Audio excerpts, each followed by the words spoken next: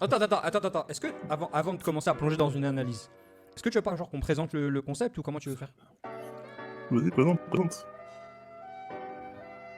Vas-y. Présente, frère. Tu me proposes des idées, tu vas pas. Vas-y, après. Ok. Alors attends, ça va donner un gros. Attends, mets-moi dans un mood, monte le son du bail dans le fond, frère. Mets-moi dans un mood de présentateur, frère. Voilà, là j'aime bien. C'est bon, ça enregistre? Let's go. Ça enregistre, ça enregistre. Parfait. Bonsoir et bienvenue à tous dans le premier épisode de Red Zone Chronicle. C'est une émission qui a pour but de traiter de l'actualité du football un petit peu américain en France. Pour l'instant, on va rester surtout sur la partie analyse, vidéo, analyse technique et détaillée. Des rencontres élites du championnat de France. Je serai assisté de coach Chris et coach Bobo pour les analyses. Ce qui est important de rappeler, c'est que cette analyse qui sera faite ne regarde entre guillemets que nous. Donc on est sur une analyse qui va être purement technique. Vous ne nous entendrez pas citer de noms de joueurs. Pour nous, ce qui est important, c'est que on voit le joueur avant de voir la personne. Donc pour nous, si on parle du receveur numéro 1, ce sera le receveur numéro 1. Si c'est le DB numéro 14, ce sera le DB numéro 14. Il n'y a rien de personnel, encore une fois, c'est une analyse qui va être purement technique. Donner ce côté football IQ en plus, et puis essayer de donner à chacun la chance d'en connaître un petit peu plus et d'aller un petit peu plus deep dans une analyse technique de football américain. En tout cas sur un match de football américain d'un point de vue purement coaching, stratégique et technique. Moi je m'occuperai beaucoup plus de la partie offensive et on aura coach Chris qui s'occupera de la partie défensive et coach Bobo qui lui s'occupera des unités spéciales quand des clips se présenteront. Donc voilà à tous et bon visionnage.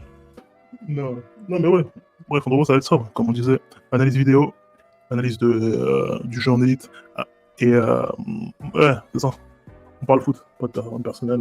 On parle de ce qu'on voit. On analyse ce qui est bon, ce qui est pas bon. Après, on connaît pas vos systèmes, on connaît pas vos. Peut-être que il y avait un call particulier. Ça, c'est pas ce qu'on. On va pas chercher jusqu'à là-bas. Nous, ce qu'on voit, c'est par rapport aux règles de foot basique, parce que c'est pas juste pour toi qui est dans la vidéo, c'est pour l'autre personne qui regarde la vidéo et qui veut comprendre le pourquoi du comment de la situation. Et qui veut progresser de son côté. Donc, c'est pour la sphère du foot. Exactement. On partage et on diffuse le knowledge. Exactement. Ok. Le décor IQ, là pour la football IQ to the max. Et you're gonna learn today. Yeah. Pour planter un petit peu le décor, on est sur une analyse de la week 2 du championnat élite. Donc on fait une sélection de clips qui on pense sont intéressants ou qui vont permettre de voir des situations différentes en termes de football. Donc week 1, un match qui a retenu un peu notre attention, Grizzly Catalan, beaucoup Grizzly Catalan contre les Dauphins de Nice. Donc ouais, en gros, on va partir sur le premier clip. Donc c'est donc défensivement parlant, on a une motion du receveur isolé. Et on a, voilà, à ce moment-là, la réaction sur la motion, c'est le joueur intérieur qui suit la motion. Donc il y a, entre guillemets, les deux joueurs, ces deux joueurs-là. Ces joueurs-là vont switcher.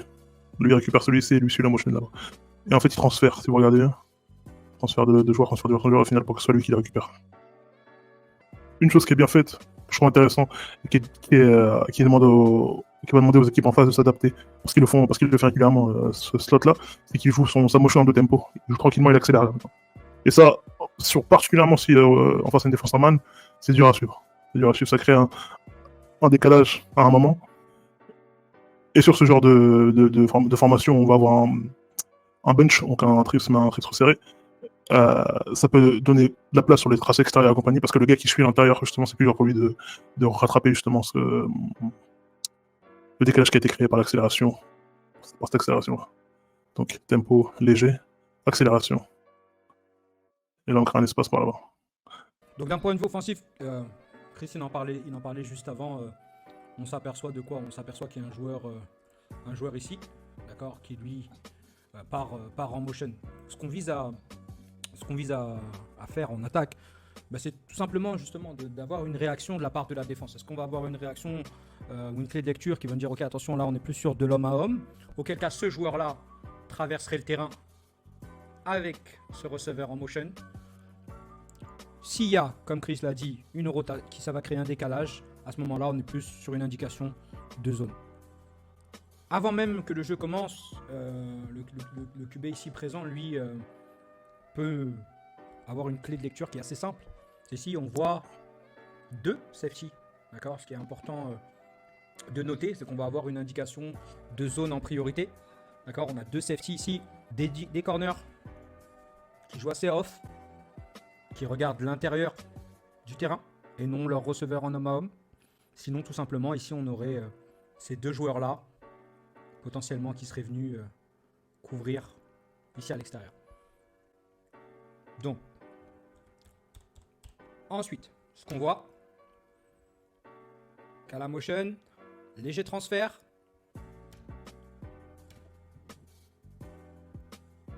Et on vient chercher communément un 3 vertical. On veut pousser le terrain de manière verticale. En termes d'espacement, on se rend vite compte que on a 2 espaces qui sont à peu près à 7-8 yards l'un de l'autre. Si on voudrait répartir si on voudrait séparer le terrain de meilleure manière, il faudrait que ce joueur-là soit lui un peu plus dans une zone, on va dire dans cette zone du terrain là, à peu près. Si on voudrait bien répartir le terrain. Ce qu'on voit et qu'il ne faut pas oublier parce que c'est un élément important, c'est ce joueur-là, ici, d'accord. C'est ce tight end, d'accord, un flex tight end, un receveur.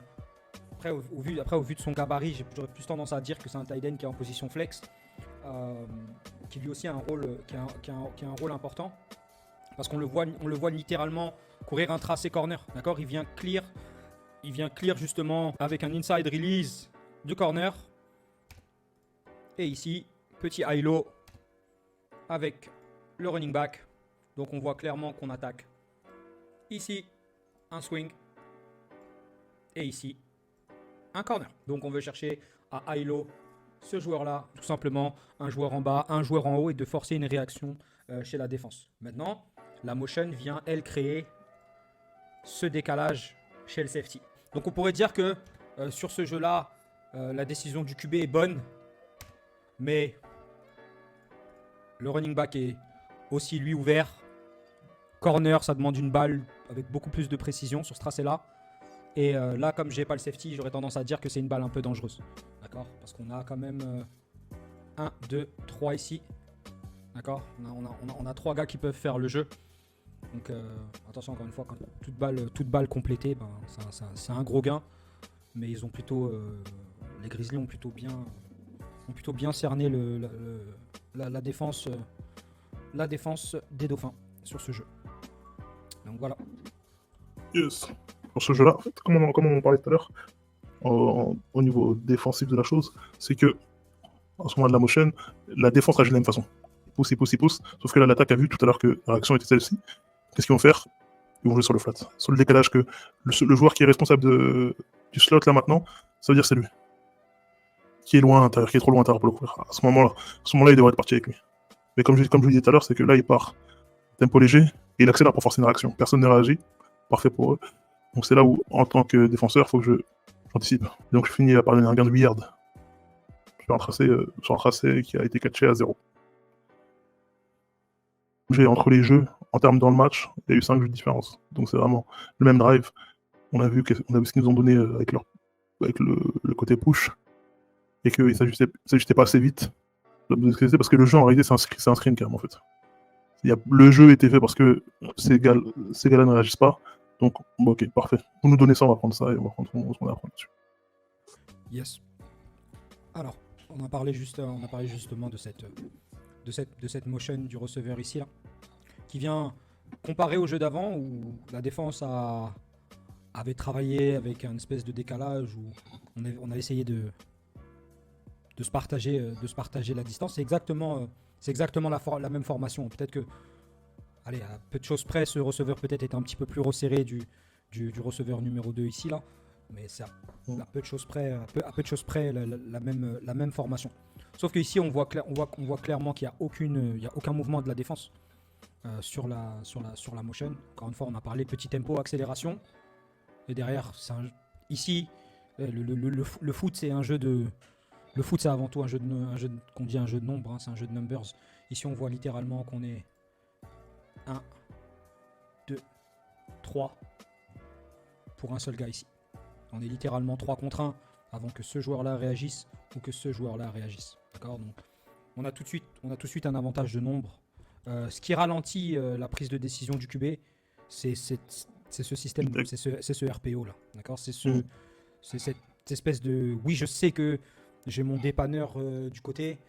Je vais dire un truc tout bête, mais le running back, si je le place de là et je le mets là, bah mon RPO serait encore plus facile pour le QB.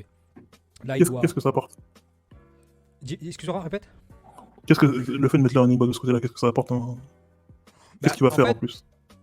Ce qu'il va faire en plus, c'est qu'il va pas gêner le QB. Parce que là, si on regarde ici, je vais le mettre au ralenti. On se rend compte que le QB doit prendre l'information sur son running back, ok, et ensuite se tourner de ce côté-là. Et le temps qu'il perd à ce moment-là pour lancer la balle, exactement. Et là, on voit on voit ce joueur-là qui flow au jeu, qui passe en dessous et qui vient faire. Est-ce que dans cette situation-là, on demanderait pas au quarterback d'être assez de prendre sa décision après snap pour annuler la play action? Bah, en fait, je pense que c'est pas que ce serait trop, je pense que c'est construit dans leur système. Je pense que c'est un RPO, tout simplement. Là, il faut tout simplement regarder peut-être qu'une décision plus rapide du running back, du QB, pardon. Allez, let's go, lance la. Ok, tu sais que là, avec la motion, il y a personne qui a follow. Let's go, lance la balle tout de suite. Catch and throw, comme on dit. Te prends pas la tête à essayer de. Tu vois cette petite hésitation là qu'il a là où il garde la balle devant. Tu vois, ça frise pas nécessairement la défense. Hein. Pourquoi il y a une tech 3 qui passe? Je pense que c'est une tech 1. Je pense que si la tech 1 elle passe ici, c'est juste parce que le O-line a ses pieds dans le ciment. Mais en dehors de ça, il n'y a pas eu, si tu veux, d'influence sur ce. Il n'y a pas eu de menace spéciale du jeu au sol. À l'inverse, si on peut lancer tout de suite la balle, là on va avoir quelque chose d'intéressant. C'est vrai qu'au final, j'ai quand même l'impression que le linebacker lit les yeux du QB. En fait. Je pense qu'en voyant le QB regarder le receveur, parce que pendant sa RPO, le QB regarde le receveur. Donc je pense que c'est à ce moment-là que le linebacker réagit pour aller au jeu. On peut donner du crédit. On peut donner du crédit au corner là-bas parce qu'il fait un gros travail de garder, de ramener le jeu à l'intérieur là où il sait que justement, là où il sait que tout le monde va revenir. Tu vois, et d'être force ici à ce moment-là, c'est très très important. Petit bémol sur les receveurs, tu vois, on voit qu'ici là pour ce joueur-là, hey, let's go, tourne tes yeux. Ton gars, il est sûr, chacun doit faire son taf, fais-lui confiance. Mets tes yeux tout de suite ailleurs, tu vois. Viens chercher quelqu'un. T'es déjà en bonne position de breakdown. Viens chercher le gars à l'intérieur et puis là t'as un contre 1 littéralement entre ton receveur et le. Parce que si je prends ici, là on le voit. Hein. Le seul qui peut faire le jeu, c'est ce gars-là. D'accord ? Mais il faut que ce joueur-là puisse venir bloquer ce gars-là. Et là on est en business. Donc voilà. Yes. Justement sur le jeu suivant, on va rejouer avec le côté RPO. Mais sur celui-ci, on va jouer la course. Là-dessus, comment expliquer ça? Là-dessus, c'est complexe, mais en tant que D-line, sur le edge, avec un tight end à mon extérieur, 3 points si c'est moi qui dois être la force. Ok, si je dois réagir à ne pas me faire attaquer son épaule extérieure, c'est complexe. C'est compliqué de jouer comme ça. Il faut être en 2 points à ce moment-là, c'est beaucoup plus safe. Ça va, je suis sûr que ça va jouer sur les possibilités de pass rush et compagnie. Mais c'est un mal pour un bien. Parce que justement là, le problème, c'est qu'en étant en 3 points, on regarde, le temps que je me relève sur mon premier pas, là, le combat, il est déjà perdu. Donc ça veut dire que mon O-line de lecture décroche pendant que moi, je me fais effacer. Donc à l'inverse, je voudrais partir en 2 points ici. Après, bon, vous avez le système, donc vous jouez à l'intérieur du tight end, mais partir en 2 points pour avoir la capacité de voir le tight end arriver et pouvoir le contrôler ici. Prendre le contrôle du tight end ici. Ou si je pars en 3 points, il faut que je sois extrêmement agressif. Il faut que je sois tellement explosif et agressif que j'aille trop vite pour le tight end de me toucher. Je shoot au point où je vais faire le jeu. Et après, il est vrai aussi, ayant vu les 2 jeux précédents, que leur tight end sort beaucoup en tracé, donc c'est plus complexe. Moi, personnellement, en tant qu'ordo, je ferais jouer à l'extérieur. Je ferais jouer à l'extérieur du tight end et je ferais cracher mon DN, mon linebacker. Ça lui permet de moins réfléchir parce que avoir trop d'informations à gérer comme ça, ça va le figer. Comme là, il s'est relevé, il a regardé le jeu et il s'est fait taper sur le côté. Par la suite, le jeu s'est développé sur lui. Et de ton côté? Donc de mon côté, en fait, ce qu'on voit, c'est qu'on est littéralement sur la même formation que les 2 jeux d'avant, c'est juste qu'on l'a riverside ou alors qu'on la flip. Ce qu'on voit ici, c'est que on a toujours notre tight end qui est en flex, receveur qui est off, et notre formation ici un petit peu plus resserrée parmi les 2 receveurs. Donc c'est littéralement, comme je dis encore une fois, à peu de choses près, à un mouvement de joueur près, allez, on va dire à quelques yards près, la même formation. La seule différence, c'est quoi? C'est que là, on est field side, d'accord? Pour ceux qui n'auraient pas nécessairement la référence, d'accord? Quand on va parler de... Là, on voit que la balle, elle est sur le H de gauche. Donc, on va prendre tout ce qui est depuis le H de gauche. Hop, jusque là. Et là, on va appeler ça le field side, d'accord? Et à l'opposé, on serait sur boundary, donc qui est bord de touche, du H-mark, ici, jusqu'à là. D'accord? Donc on voit que l'espace pour travailler est différent. D'accord? Là, on respecte encore une fois les 2 receveurs, on respecte la potentielle motion, sauf que là, on voit que le safety joue différemment. On voit que le safety est beaucoup plus bas, en tout cas du côté du jeu. On voit qu'on a aussi un linebacker ici qui est prêt au cas où. Donc la seule différence maintenant, c'est le nombre dans la boîte, qui me paraît un peu léger par rapport à une formation. Il ne faut pas oublier que là, ce tight end là, certes, ce tight end là peut certes souvent sortir en tracé, mais le problème, c'est qu'aussi il faut le compter comme un bloqueur. Et si ce mec-là devient un extra bloqueur, on va perdre le nombre dans la boîte pour la défense, ce qui va donner un sacré avantage à l'offense. Donc là, on le voit directement. Le gars est à l'intérieur du tight end. Légère motion du running back, d'accord. Ça ne crée pas nécessairement de mouvement chez la défense. C'est juste un repositionnement du linebacker. Et là, on voit quoi? On voit tout simplement un tackle garde trap, d'accord. On appelle un GT counter, d'accord. Un tackle et le garde. Donc on le voit dans le positionnement. Le garde, backside, le tackle, playside. Et notre ami le tight end qui vient lui down block. D'accord? Donc on va tout simplement ici venir chercher les menaces extérieures. Et on va amener notre running back de ce côté-là, petit côté. Pourquoi? Parce qu'on veut tout simplement amener un surnombre d'attaquants dans une zone où il y a moins de défenseurs. D'accord? On le voit ici. Si je regarde 1, 2, potentiellement 3 receveurs contre... ici on a littéralement un tackle, un garde et un receveur. Et le running back n'a pas encore la balle dans les mains. Donc on est 3 pour 3 avant que le running back ait la balle dans les mains. Donc en termes de chiffres, on est plutôt en termes de numbers, on est plutôt bon pour l'offense. Le seul bémol que moi je peux apporter là-dessus, le QB garde la balle trop longtemps. D'accord? Parce que on voit ici que c'est un RPO, d'accord? Je pense que leur système est basé, tout est basé à base de RPO, donc on se donne, RPO c'est run pass option, d'accord? On se donne et l'option de courir avec le ballon et l'option de la passer en même temps. Sauf que là, on se rend compte que le running back est en bonne position. S'il part là, ce qui le retient, c'est la lecture du QB. Le QB va ride avec lui 1, 2, 3 pas avant de prendre sa décision. Mais ici, on a le number, d'accord? On a clairement le number, on a un all-line ici, là, et là, et on revient sur notre 3 pour 3 avant que le running back ait la balle dans les mains. Je vais même vous dire, on est 3 pour 2 parce que le safety n'a pas bougé. D'accord? Donc, petit côté, il faut absolument prendre avantage de cet espace-là. Il y a environ 18 yards et quelques, d'accord?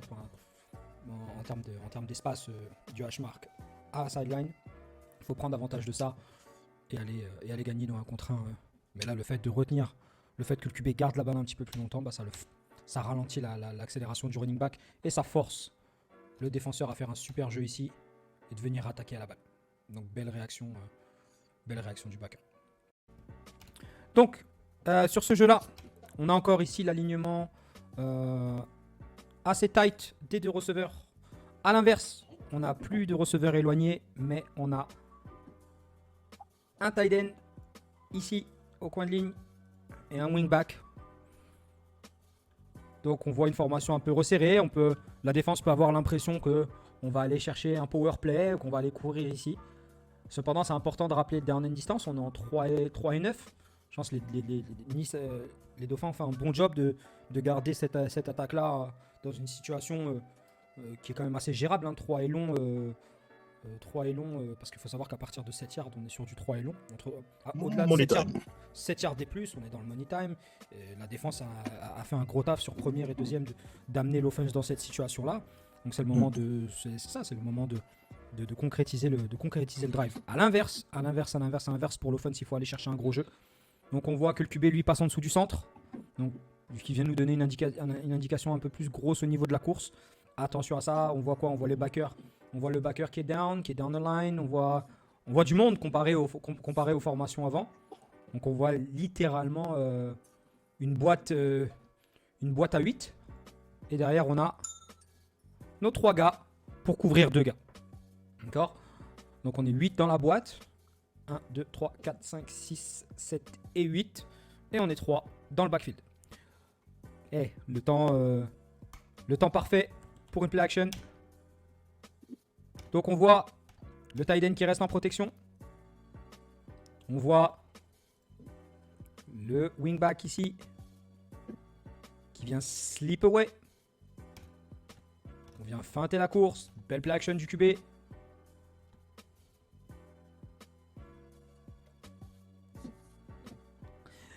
Là, on va donner la clé du jeu allez, on va donner le MVP du jeu au QB là sur cette action parce qu'il fait 80% du travail. Donc ouais, la façon dont il aurait dû jouer le jeu sur ce truc, c'est qu'il a pris toute la profondeur pour rien. C'est qu'à partir du moment où l'épaule du tacle se sépare, donc elle part vers l'intérieur, il faudrait qu'il resserre la hanche du tacle. Au lieu de regarder, là il a les yeux encore qui cherchent à voir ce qui se passe dans le backfield, il continue à prendre de la profondeur, Là il aurait dû déjà voir le décrochement. Il aurait dû déjà voir ce gars-là qui vient de l'autre côté. Donc ça veut dire s'il y a un décrochement, il y a deux possibilités. Un jeu qui vient ici derrière pour le running back qui n'est pas là, ou un jeu qui part dans ton dos. Et à ce moment-là, au moment où je vois le décrochement, déjà de base, je ne devrais pas avoir les épaules tournées vers l'intérieur du jeu, donc je dois être l'épaule face au jeu, donc épaule parallèle au jeu, donc du coup parallèle à la ligne. Et je dois, donc si le décrochement vient pour moi, et donc pour me sortir du gap, pour courir dans mon dos, enfermer le trou avant que le décrochement ait le temps de m'atteindre. Et dans d'autres cas où le jeu justement passe dans mon dos, c'est là où je dois planter et partir à plat. Et là, tu vois, de 1, il gagne trop de distance parce qu'il aurait dû s'arrêter ici. Ici, ça aurait été là où il s'arrête pour resserrer le jeu. Il gagne 1, 2, 3 yards de trop, et à ce moment-là, il réagit. Et à ce moment-là, en plus de réagir, qu'est-ce qu'il fait? C'est qu'il prend de la profondeur. Donc à ce moment-là, au lieu de réagir et de partir justement à plat directement pour venir matcher, puisque le piège avec un rollout, c'est qu'on se dit, si de là maintenant je cours vers lui, je vois là où il est, mais sauf que je me rends pas compte de la vitesse qu'il a. Là, il a cette vitesse-là, mais sauf que là, il accélère. Et donc là, mon angle est tué en plus, bon, évidemment. Mais donc là, mon angle de base qui était bon ici est mort ici. Donc j'ai besoin de partir à plat dans un premier temps et ensuite resserrer le jeu. J'avais besoin de limite en fait, si je voulais l'enfermer dans cette bulle ici. Je voulais partir vers ici, fermer la bulle pour le forcer à ramener là où il y a justement mon aide. Ce qui était ma responsabilité de base de plus. Et donc c'est ça. Et donc là, il fait l'erreur de justement gagner encore de la profondeur. La profondeur, c'est ce qui donne la possibilité au quarterback de venir rouler sur lui justement. Alors que s'il était parti à plat à ce moment-là, donc depuis à ce moment-là, disons, donc sur la ligne de scrimmage, s'il était parti à plat à ce moment-là, il aurait pu le rencontrer bien avant. Ou le forcer à prendre une décision bien avant. Et donc interdire se lancer là. Du coup, effectivement, d'un point de vue défensif, il y a des choses plus intéressantes à faire. Encore une fois, je donne beaucoup de crédit au QB sur ce jeu. Prise d'information. Il voit qu'il y a... Jusqu'à là, on a dit, hein, ils étaient 3 pour 2, les défenseurs de Nice. Donc, On est bien là-dessus. On a un gars en top, deux gars en dessous, il n'y a aucun problème. On peut couvrir les deux gars qui sortent en tracé. Super taf aussi du joueur ici d'avoir reconnu le gars qui flash et qui sort. C'est parfait, on récupère. Juste, et ben maintenant le tout c'est let's finish, tu vois. Pump fake. Donc ça prouve encore une fois que le DN est assez athlétique. Hein. Le pump fake du QB donne juste ce qu'il faut pour lui permettre tu vois, de réaccélérer. Et malgré tout, là, il doit mettre un stiff arm. Là, le QB, il n'est pas dans une position de... Là tu as l'impression qu'il court pour sa vie, qu'il va vers la sideline pour essayer de sortir. Sauf que, à un moment donné où il regarde downfield, il se rend compte de quoi? Il se rend compte que un des deux défenseurs, il est là maintenant. Donc son receveur à lui est wide open là-bas dans la end zone. Et il a été oublié. On voit pas avec l'angle de la caméra, mais j'imagine qu'il y a eu un ajustement de la part du receveur, parce que ça doit être ça. On tombe sur ce qu'on appelle une scramble rule, d'accord? Si mon QB commence à courir, qui fait quoi? Est-ce que le joueur plus haut lui descend, le joueur plus court lui remonte, etc., etc. On n'arrive pas à voir à l'écran. Mais comme quoi, il faut jamais s'arrêter de jouer. Hein. D'accord? On veut jamais s'arrêter de jouer. On sait pas ce qui peut se passer. Derrière, ça vient de se transformer. Donc ouais, on plante le décor. Yes. Parfait. Est-ce que je laisse expliquer le jeu? Ouais, parfait. Donc en fait, offense Dauphin sur le terrain. H de gauche. Petite chose importante à savoir, on n'est pas en première et 10, mais on est en première et 15. Donc est-ce qu'il y a eu un false start, formation légale sur le jeu d'avant? Ça c'est malheureusement des détails, encore une fois, hein, les pénalités, etc. qui peuvent tuer des drives. Donc là on se retrouve en première et 15, donc on vient tout de suite se mettre dans une difficulté. Ce qu'on voit tout de suite, c'est qu'on a un trips petit côté. Donc trips, c'est 1, 2 et 3 receveurs du même côté. Et là, on voit qu'ils sont petits côté du terrain. Donc boundary, on en a parlé tout à l'heure, proche du bord de touche. Et on voit que la défense des Grizzlies, avec un seul safety, donc potentiellement couverture 1, couverture 3, à voir. J'irai plus sur de la couverture 3, vu l'alignement des receveurs, des corners, pardon. Et on est sur du man-to-man, bien évidemment. Donc on a une défense man-to-man, assez soft sur les corners aux extérieurs. Première et 15, quoi. Ouais, première et 15, c'est ça. On veut essayer de limiter les dégâts côté Grizzly. Côté Grizzly, c'est prendre avantage de cette première et long. Et côté Dauphin, il faut absolument essayer de réduire les dégâts et de nous ramener avec une deuxième tentative qui est positive. Ce qu'on voit ici, du côté Trips, c'est une bubble. D'accord, c'est une bubble screen ici du numéro 2. Donc il va venir lui effectuer une bubble, les gars. Je sais pas, je vais vous expliquer une bubble. C'est une bubble ici. Sauf qu'on voit que on sait qu'il va pas avoir la balle. D'accord, je pense que le jeu c'est un design draw de base. Il tourne pas la tête tout de suite. Il va vite vers le sideline. Il tourne sa tête à la dernière minute. S'il devait catcher la balle, je pense que sa tête aurait dû tourner un petit peu plus vite. Côté O-line, ce qu'on voit, c'est intéressant. C'est un trap du garde de gauche. D'accord. On va avoir ici un décrochement du garde de gauche pour ce joueur-là. D'accord. Un décrochement ici. Donc c'est très bien réagi parce qu'il y a un blitz. D'accord. Donc down du centre. Et là on réagit très très bien avec le garde qui lui vient prendre le blitz dans le gap. Gros bloc. Gros bloc. Donc on revient avec quelque chose de c'est un gain très positif. En soi le blitz était timé parfaitement pour faire le jeu. C'est ça. Moi là où j'aurais été là où je suis un peu moins un peu moins chaud, il faut reconnaître en tant que receveur si on est face à du man-to-man ou si on est face à de la zone. Tout simplement parce que on va se rendre compte ici que ce joueur-là amène le défenseur sur le plaqué. Même si c'est un très beau gain, hein, d'accord. Mais il faut savoir que ce joueur-là est matché avec ce joueur-là, d'accord. C'est sa responsabilité. Donc quand on arrive ici et que ce joueur amène le défenseur littéralement à l'intérieur et on regarde qui fait le jeu, c'est le numéro 22. D'accord. Donc, petite chose toute bête, si on s'était rendu compte que le 22 était en homme avec moi, mais il n'y a pas de prise d'information de la part du receveur. On le voit au moment où il est en place. On ne va pas lever la tête pour voir qui est en face de nous, comment ça se passe, etc. Bien évidemment, quand la cadence du QB se met en place, nos yeux doivent être figés à la balle pour s'assurer de partir, bien évidemment, à la balle. Donc je pense qu'il y a eu le schéma inverse sur le receveur. Donc prise d'information de la défense quand je me mets en place, quand j'entends le décompte du QB, mes yeux sont à la balle et je bouge quand la balle bouge. Donc, et juste de comprendre ce qui se passe devant moi m'aurait fait gagner énormément de temps parce que si je clear ici, ce joueur-là est obligé de suivre avec moi. Ce joueur-là qui clear force ce joueur-là à clear. Ce joueur-là qui ouvre un bubble force ce joueur-là à ouvrir un bubble. Et on se retrouve avec un super 1 contre 1 entre notre ami ici et notre ami. D'accord. Avec de l'aide, j'allais dire du safety on top, mais le temps, si le safety doit faire un jeu sur le running back, c'est qu'on est en business. Donc encore une fois, petit détail pour le receveur, c'est dommage. Et même chose finalement pour le receveur même chose pour le receveur du bas. Hein. Ce que je dis pour le receveur numéro 3, c'est valable aussi pour le numéro 1 ici. Si tu sais que c'est du man-to-man, clear. Viens, c'est le bloc. Le bloc le plus facile, c'est celui que tu n'as pas besoin de faire. Clear.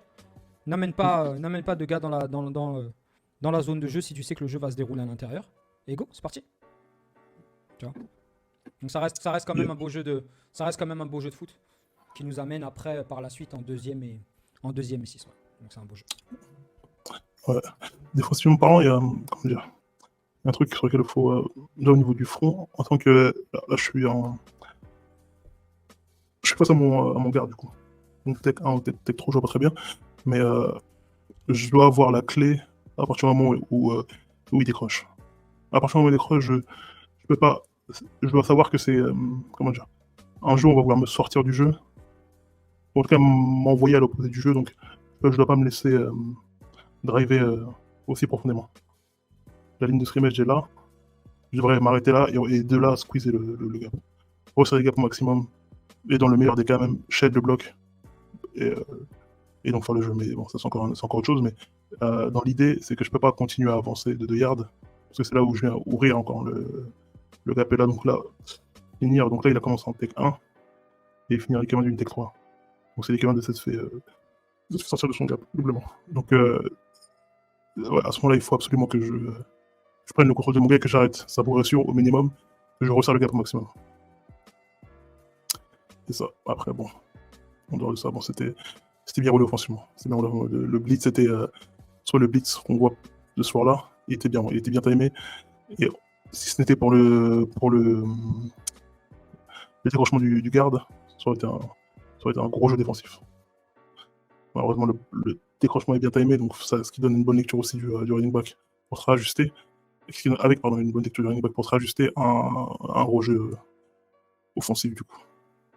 Donc jeu suivant, ici on voit Trips, on va dire balle au milieu, légèrement à gauche, hein, d'accord, elle est plus proche du H de gauche que du milieu de terrain. Donc Trips grand côté. Je vous laisse voir le jeu et puis on l'analysera ensemble.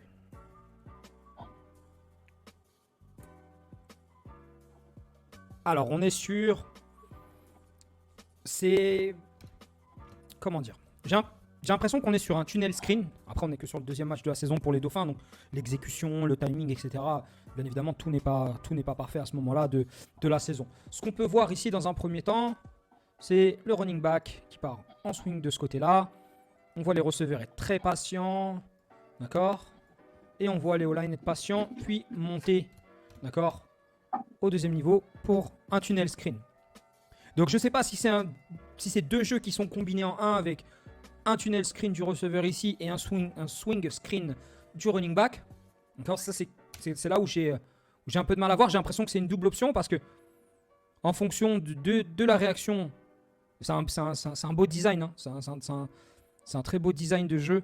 Je pense que le coach aurait aimé l'appeler dans de meilleures conditions qu'en 3ème et 20. Je pense que c'est une belle cartouche qu'on veut avoir dans la poche proche de la red zone. Mais là, on voit le swing.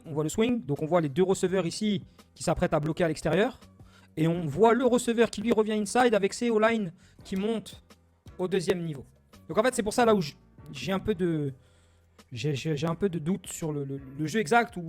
Mais je pense que c'est ça. Je pense que c'est un vrai screen où on vient, on kick, on invite les défenseurs à rentrer et ensuite on free release côté du jeu et on doit amener la balle.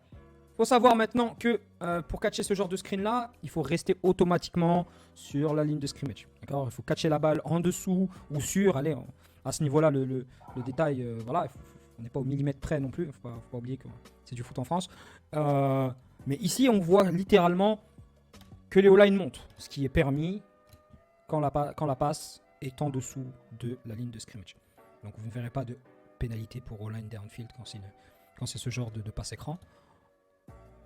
Donc, c'est intéressant, c'est un jeu qui est intéressant, on vient tout de suite aller chercher dans l'espace, c'est juste le O-line. Le O-line, il sait que la balle est en dessous, il faut tourner le coin plus vite. D'accord ? On ne voit pas de...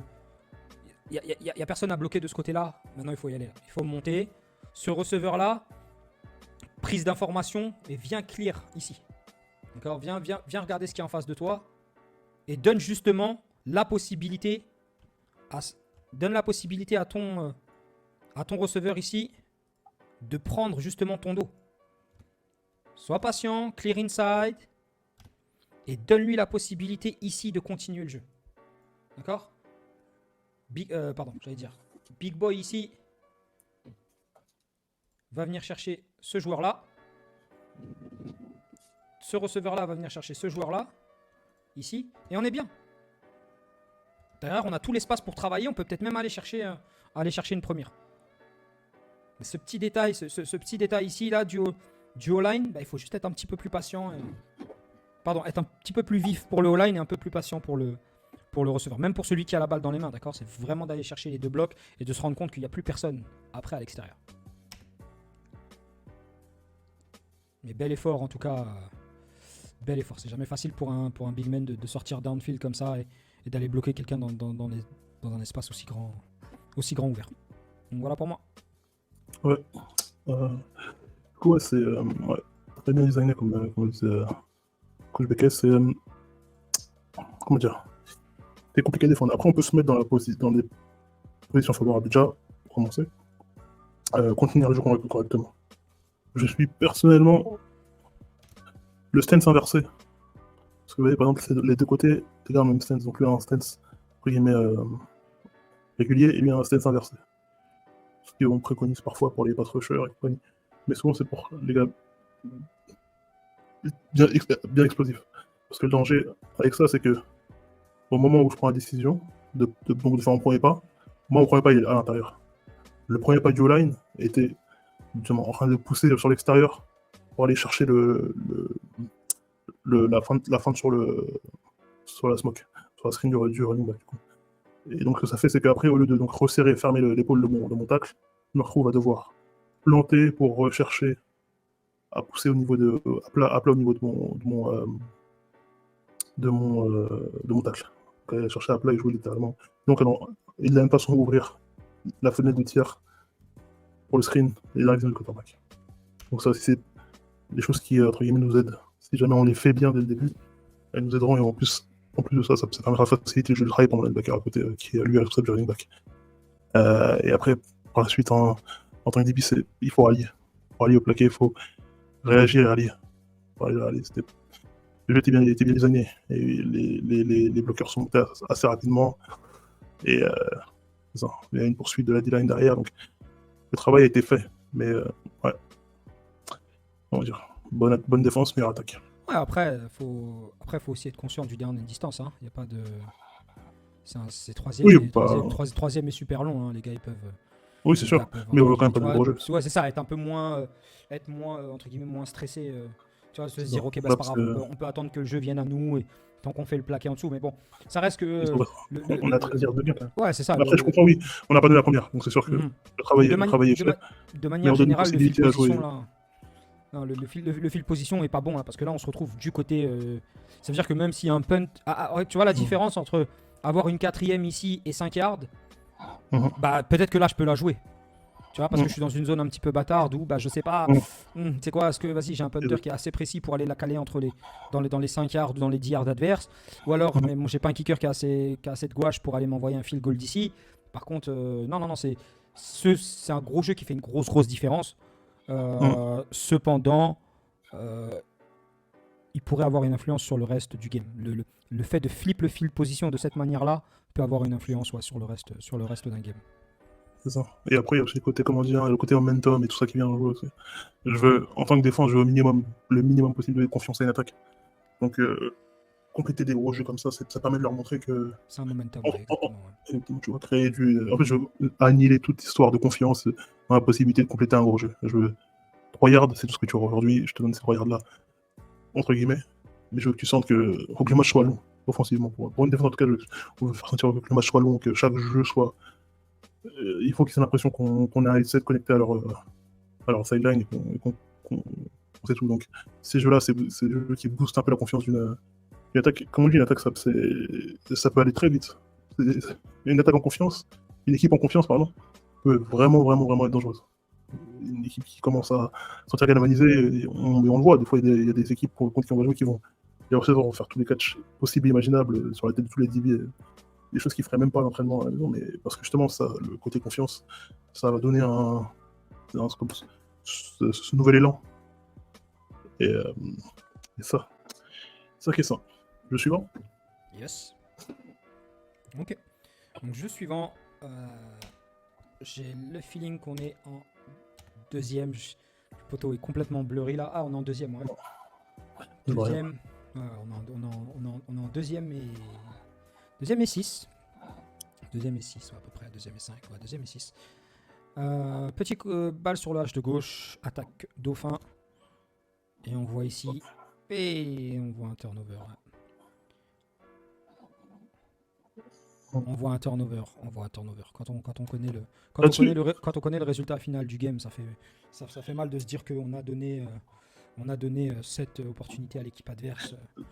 Là-dessus, moi, je trouve ça intéressant parce que faut signaler le sacrifice qu'a fait le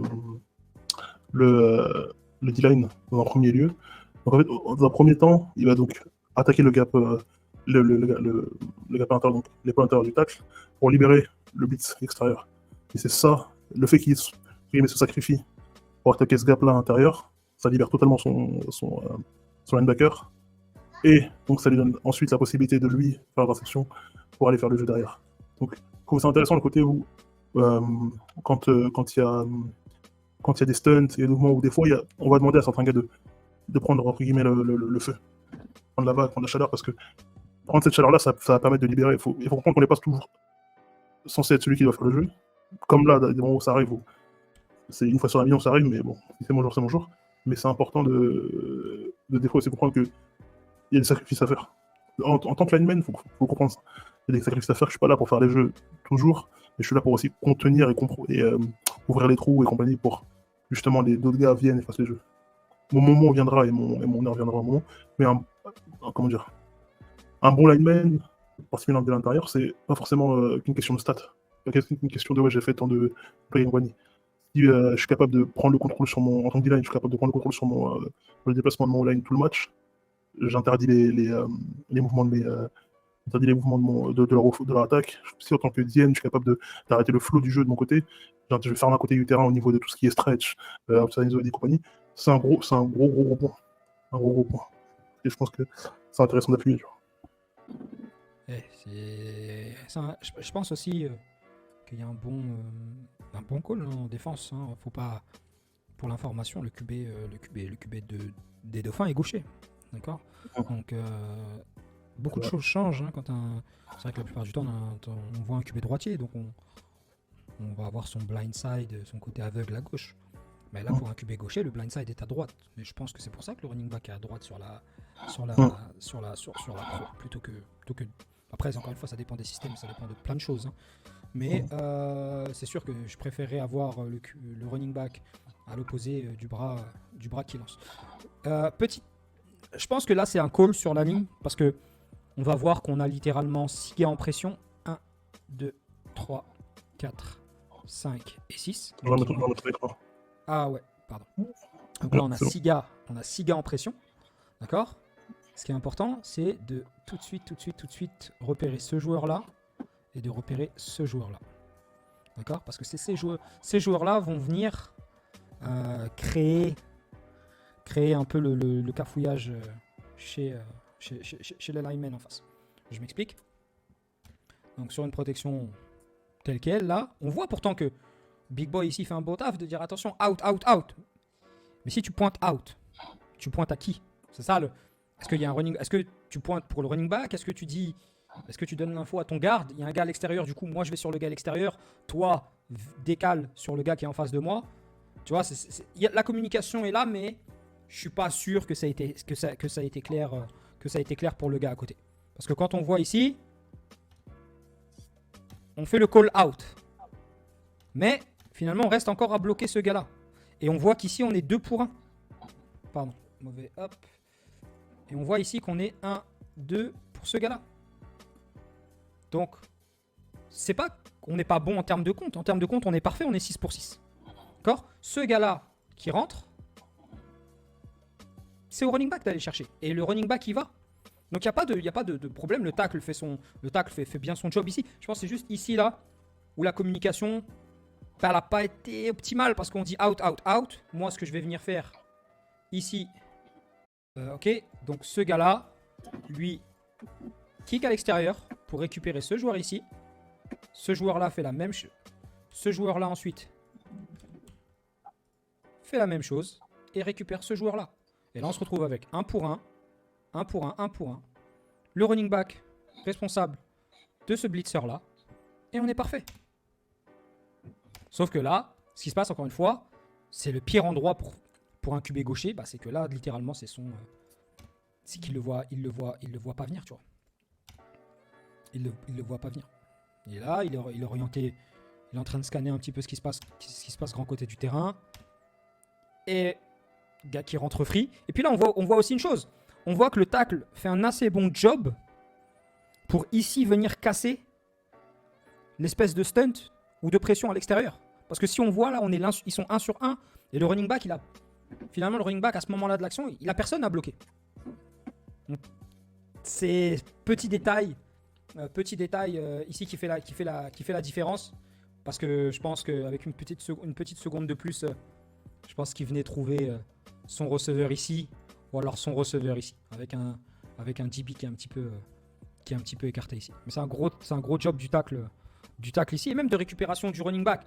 Mais c'est juste que quand on a un QB qui est gaucher, il faut travailler un petit peu différemment sur nos out calls. Et un malheur n'arrive jamais seul. La balle elle est tipée et remontée pour un touchdown. Ok, juste une chose importante en tout cas pour les attaquants. Le mauvais jeu peut venir à tout moment. Mais n'arrêtez pas de courir. N'arrêtez pas de courir. Ça c'est important. Attention à vos angles et n'arrêtez pas de courir. Ok. QB ici. Tu le sais que ta balle elle a été tipée. Ok, let's go. Ça fait partie du game. Let's go, va chercher. Fini, regarde. Comprends que ta balle elle est pas morte encore. Il n'y a pas de coup de sifflet qui a été donné. De rester là ici, d'être désolé mon gars, ça donnera rien. Essaye, cours, va faire l'effort, pousse le gars en touche. Et c'est ces 6 points qui vous ont manqué à la fin pour gagner le game. Tu vois, c'est des petits détails comme ça. Et derrière ça change un game. Voilà pour ça. Non, pardon, on reprend. Donc, du coup, sur ce jeu-là, on va avoir encore la motion du slot. Idéalement, cette fois, on est en man. Donc, du coup, pouvoir qu'on est en man. Parce que le DB la suit. Encore une fois, il trail. Il est en retard. Il est en retard sur le jeu. Et en plus, c'est un design de comment dire, de screen. Parce qu'il y a le receveur extérieur qui va venir bloquer le. Wow. Un receveur extérieur qui va venir bloquer le corner qui est en. Ce qui est une pénalité, hein. Ouais, exactement, c'est une faute. On peut Dans le pas champ, aller, ouais, ça. non, on peut pas les bloquer. Voilà. On peut pas les bloquer comme ça dans le. Mais je pense que s'il l'avait lâché plus tôt, ça aurait pas été une faute. Je pense que là, il peut la Non, zipper non, maintenant. non, Tu vois non. pas. Je pense que si tu regardes le timing, il peut la zipper. Alors, là, il la zippe maintenant. Le temps que la balle arrive, il l'a dans les mains, c'est plus une faute. Bah, en fait, ce qui va être important là. Après, on peut laisser sur ton clip, hein, ça c'est pas gênant. Ouais. Ce qui va être important là pour le, encore une fois, hein, c'est exactement les mêmes formations qu'on a vu en début de game. Tight end flex, une motion en espèce de 2 temps et une accélération après. Par contre, là c'est important, c'est pour le QB, c'est de prendre l'information que c'est man to man all across. D'accord, c'est que c'est man to man quoi qu'il arrive, avec potentiellement de la pression. D'accord, parce que là on voit les Dauphins qui jouent très proche dans la boîte, chose qu'ils ne faisaient pas sur les jeux. Et c'est pour ça gros crédit aussi pour la défense des Dauphins qui se sont ajustés par rapport à ce qu'ils ont vu. Mais là on voit un seul safety on top, le timing du blitz c'est bon. C'est ce qui justement En fait, je pense casse que un peu le timing le du. La seule différence, c'est en fait on est sur littéralement un. On est sur un. Je pourrais dire un genre de mesh concept. C'est juste qu'à l'inverse, tout à l'heure, le tight end lui avait couru un corner. Là, on voit que le tight end va courir plus un tracé slant avec un running back qui va lui courir un rail ou un. C'est pas un wheel vraiment, c'est plus un rail route. Mais ils sont bien couverts all across. Donc, c'est essayer de trouver justement à ce moment-là précis où on avance et pause. Ici, ouais, c'est de voir qu'en fait notre receveur est en avance par rapport au trail du DB. La pression arrive, lâche la balle, mets-la dans le flat. Et si t'aimes pas ce que tu vois, au pire, sors de là. Parce que tu sais que ton running back, il est hot. D'accord, là, c'est du 5-man pro contre 6. Dans la boîte, t'es pas bon. D'accord, donc il faut trouver soit le running back qui est hot, soit trouver le gars qui a justement le motion guy que tu veux justement mettre en avantage par rapport au défenseur. Donc, soit on va vite chercher le flat, mais la balle, là, on peut pas garder la balle, d'accord. Man to man all across, on peut pas garder la balle dans une situation comme ça. Le running back est très bien couvert. Il faut aller chercher le meilleur. J'ai envie de dire le meilleur du pire. Et ben c'est la motion et le gars qui est un petit peu en avance. Même si c'est pas grand chose, hein, mais ça suffit pour un catch de 1 yard, tu vois. Un yard, 2 yards que tu peux. Alors, le design du jeu est vraiment intéressant parce que si à ce moment-là la balle est lancée, la balle est lancée. En soi, le design est vraiment, vraiment bon. Parce qu'après, on a un bloc sur le truc et on a un contre un du receveur avec un contre un DB. Donc en soi, c'est si la balle est lancée au moment où si le jeu est lu, donc pré-snap par le QB que la balle est lancée, c'est vraiment, vraiment, vraiment un jeu dur à défendre. Parce que c'est, encore une fois, le joueur pour moi, c'est un peu les jeux à la Miami un peu, où il y aura des motions avec des gars rapides et que ça va être compliqué de les suivre. On va leur envoyer des balles dans le flat, ou après on va leur montrer quelque chose. Assez vite pour créer quelque chose, donc vas-y, joue ce que tu as joué. Mais ouais, c'est compliqué. Par contre, donc on remove les deux lignes intérieures qui ouvrent le trou pour pardon. On a le D-line. Celui-là, celui qui est à droite, donc il va cross-face pour ouvrir sur l'épaule extérieure du garde. On croiser la face du garde pour le forcer à ouvrir son épaule. Et à l'inverse, on va voir lui qui va venir chercher les pointeurs du centre. Ce qui ouvre donc le cap A par lequel passe le linebacker sans le toucher. Et aussi, gros accélération sur le blitz, ça fait la différence. Ça laisse pas le temps de réagir à l'online. Ça va beaucoup trop vite pour qu'ils aient le temps de mettre une main sur lui tout en le temps de le voir arriver. On voit qu'il a réaccéléré dans le cap, et c'est là où c'était compliqué de réagir même pour le quarterback, de se dire ouais, le temps qu'il le voit arriver, c'était déjà trop tard. Et voilà donc. Alright. Ouais. Et on a coup. Tac. Alors celui-ci, ouais. Tu peux me donner le numéro aussi 51.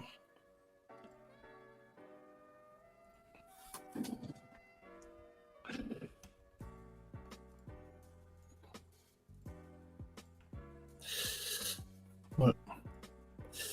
C'est ça, ouais, donc c'est ça. Et sur le suivant, on a encore une fois la motion. Alors là, c'est la motion en 2 temps. Accélération. Et le truc, c'est que maintenant, c'est ça le problème. C'est que la motion, elle a créé. Là, ils ont eu un moment où le cerveau il a déconnecté. La communication n'était pas bonne. Un qui lui dit rester, l'autre qui part, qui dit bah, tu peux rester, donc je pars. Non. Et donc les deux partent au final. il laisse seul un receveur. Et là, on voit que le quarterback a après des jeux passés parce qu'il a lu automatique. Il a même pas cherché à quoi que ce soit, il a lu automatique, il a envoyé la balle. Ce que je pense justement qu'il aurait dû faire au jeu précédent pour créer quelque chose, mais dans l'idée, c'est ça. C'est ça qu'il fait. Et il reçoit en plus. Hein.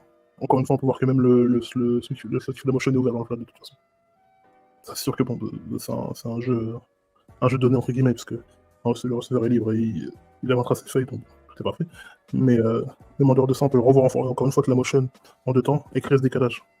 Crée ce décalage où celui-là qui fait sa motion, et celui qui est ces deux-là sont censés être ceux qui le couvrent, celui qui le couvre, ceux qui le couvrent. À partir du moment où ils jouent encore leur jeu, où ces deux-là vont venir bloquer, c'est compliqué de venir faire quoi que ce soit sur ce jeu-là. Si on n'ajuste pas et on n'a pas quelqu'un qui est là-bas pour le réceptionner et transférer le receveur intérieur, c'est quasiment impossible à jouer. Parce que ça revient encore une fois à la même chose de se dire est-ce que lui qui sait où il va et qui sait son tempo et compagnie, parce que encore une fois, là, par chance ou pas, mais là on est juste sur des motions où il part et il continue, il traverse le terrain.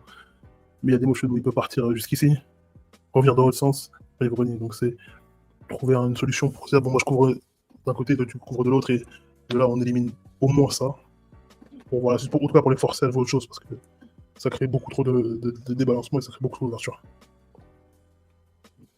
Bah, en fait, tu vois, d'un point de vue d'un point de vue en offense, je pense, ok, on a la motion, mais la formation n'est pas la même, tu vois. Ce qui va être, deux par deux. C'est ça, ce qui va être différent, c'est ça, ouais, ça reste un 2 par 2, mais tout à l'heure on le considérait plus comme un tight end, ce gars-là, tu vois. Ce gars-là, tout à l'heure, on le voyait sur une formation qui était un petit peu plus rapprochée. Donc je sais pas si c'est littéralement ça qui a, comment dire, je vais pas dire qu'il y a turn off ou quoi, le cerveau des deux défenseurs, mais c'est sûr que c'est un bust. C'est tout simplement coverage bust. On est bien, pourtant on est bien. Tout à l'heure, ils ont montré qu'ils avaient été capables de stopper le même type de jeu avec justement de la pression. Et on voit que ce backer-là, justement, va descendre tout simplement. Bah, c'est juste que derrière, let's go, on reste man avec nos gars. Moi j'ai ce gars-là. Moi j'ai ce gars-là. Ici on est bon. Moi j'ai celui-là. Ici on est bon. Moi j'ai ce gars-là, on est bon. Moi j'ai celui-là, on est bon. Ce backer-là, ce linebacker ici, responsable du running back. Man to man all across. Et là on est pas mal. Mais comme justement, Coach Chris en a parlé avant, la motion du off guy a tout déstabilisé. D'accord? Motion en 2 temps. Il y a une communication. Ok, moi j'y vais. Reste. Sauf que comme on est man to man, si on dit attention, moi j'y vais, c'est mon gars. Laisse-moi y aller. Toi reste avec ton gars.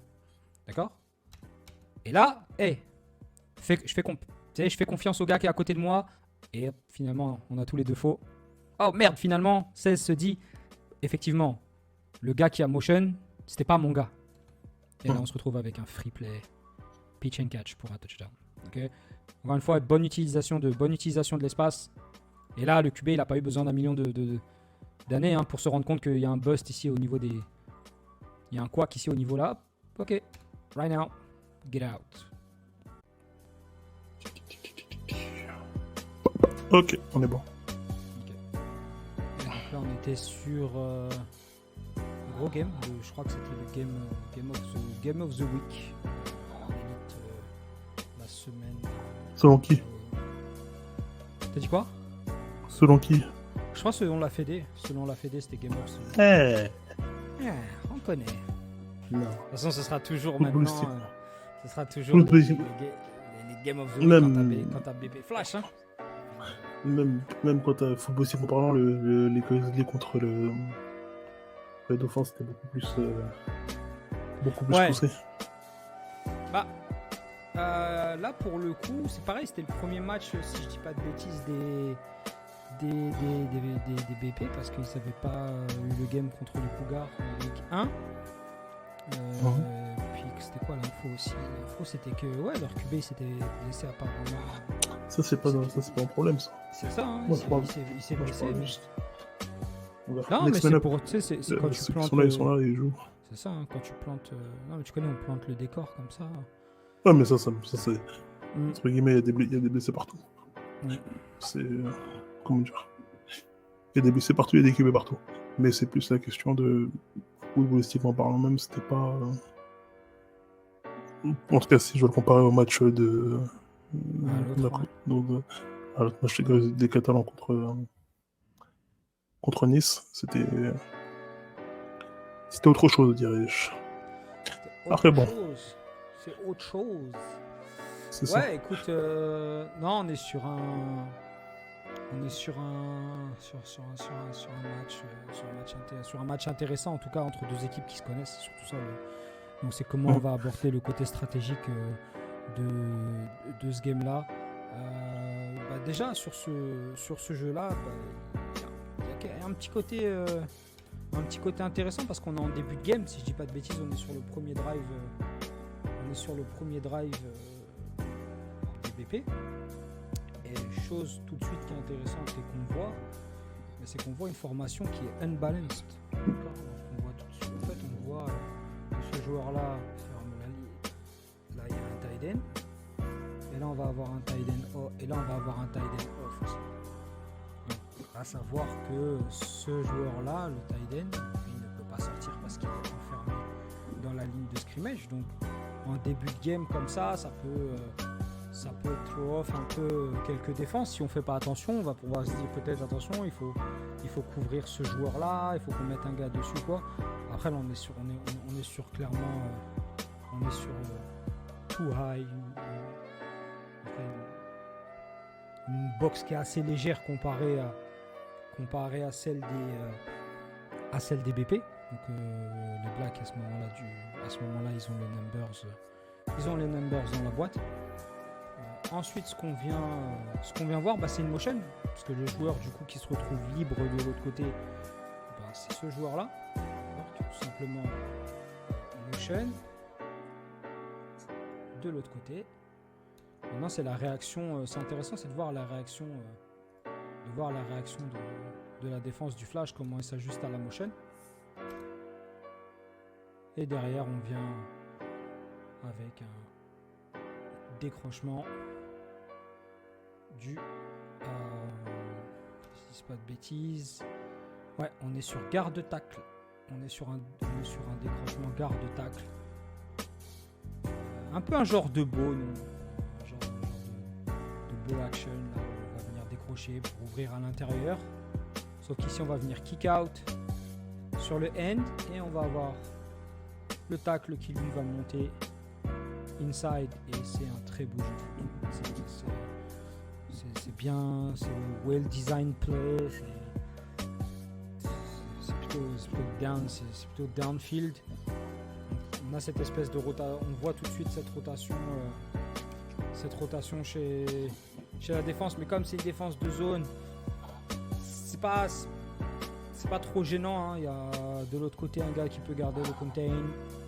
On a ce joueur là qui est alerte au cas où on est assez de joueurs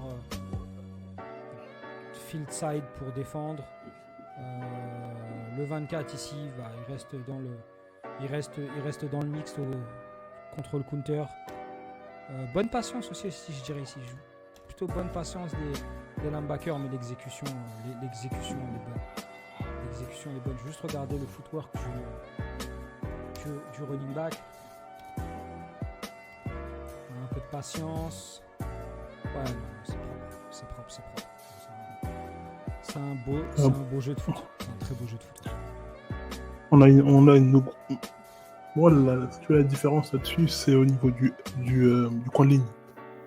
Donc, on a une erreur au niveau de la façon dont c'est joué par le end. Le problème, c'est la clé de lecture qui est pas bonne.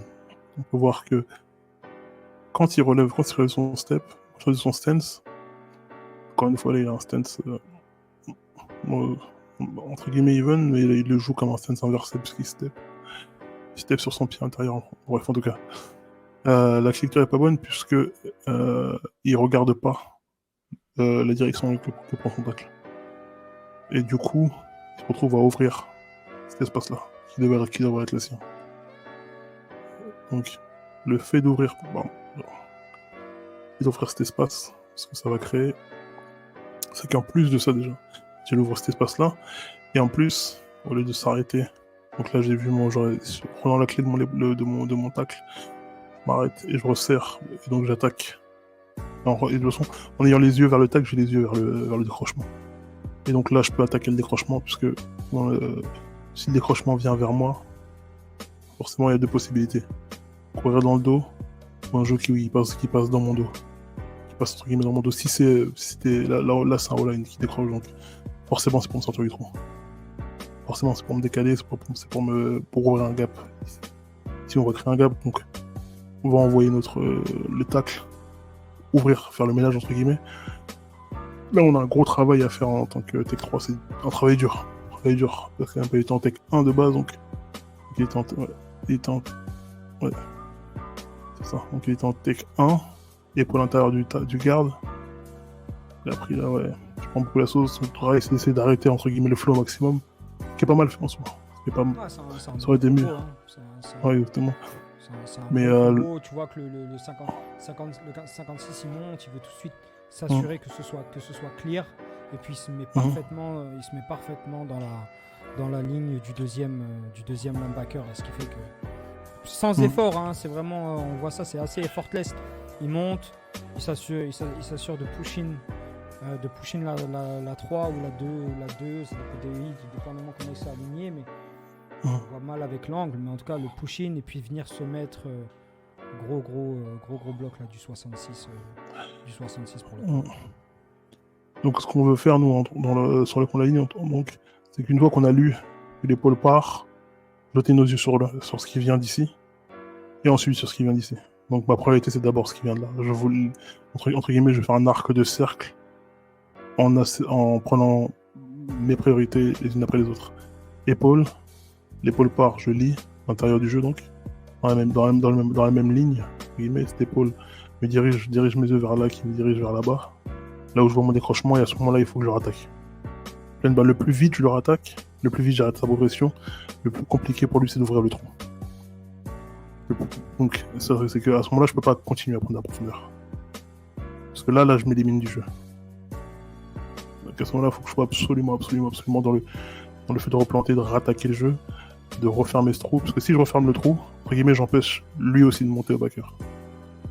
Donc c'est ça le but. Le but c'est lire l'épaule, lire le décrochement, rattaquer, épaule dans le torse, arrêter la progression de mon all-line qui lead. Donc éviter l'ouverture ici. Si je fais ça, et que j'arrête le all-line à ce niveau-là à peu près, là j'ai créé un bouchon. Là j'ai créé un bouchon ici, et là je demande de travailler à mes gars pour finir le jeu. Les 3 gars là sont encore prêts à faire le jeu, si je fais ça. Les 2 gars là, particulièrement, mais lui en 4 cutbacks. Là maintenant, du coup, une fois que j'ai pris de la profondeur, là j'ouvre le jeu, parce que lui je le laisse passer, et là j'ouvre encore plus le jeu. Là maintenant c'est déjà plus compliqué. Parce que lui en le laissant passer, là j'ai éliminé un des deux qui était pour faire le jeu, et lui c'est une question de lecture après par la suite. Et c'est ça qui est... Pour moi la clé ça a été là-dessus, et souvent sur les jeux de décrochement des backpointers, ce qu'on a vu au niveau du dernier match, c'est beaucoup là que ça va se jouer. C'est beaucoup, on va optionner le end, ou on va en tout cas, s'il est gourmand, parce que souvent cette façon d'approcher, c'est souvent qu'on a tendance à jouer, entre guillemets, avoir le côté de jouer la course comme une passe. Côté pass rusher dans la course, donc on va vouloir pénétrer fort et rapidement. Le truc avec la passe, c'est qu'on veut aller chercher la profondeur. À l'inverse, avec la course, on veut justement, surtout comme technique comme le flash qui a du poids intérieur, on veut absolument envoyer le jeu vers là-bas. Resserrer le maximum, interdire le mouvement.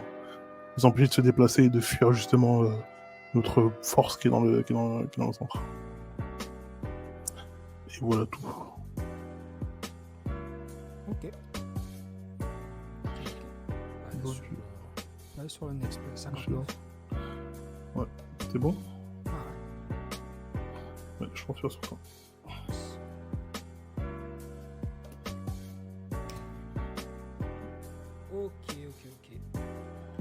Donc, plutôt intéressant ici. Donc, on voit une formation un petit peu similaire à l'inverse. On a toujours tight end wing, assez proche de l'autre. Mais à l'inverse de tout à l'heure où on avait ce receveur-là ici. Là, la différence, c'est que maintenant, il est open field. Donc, pas de problème de off-balance formation, des trucs comme ça. Donc, plutôt simple à défendre. Ce qu'on voit d'un point de vue défensif, c'est qu'on est sur du homme à homme.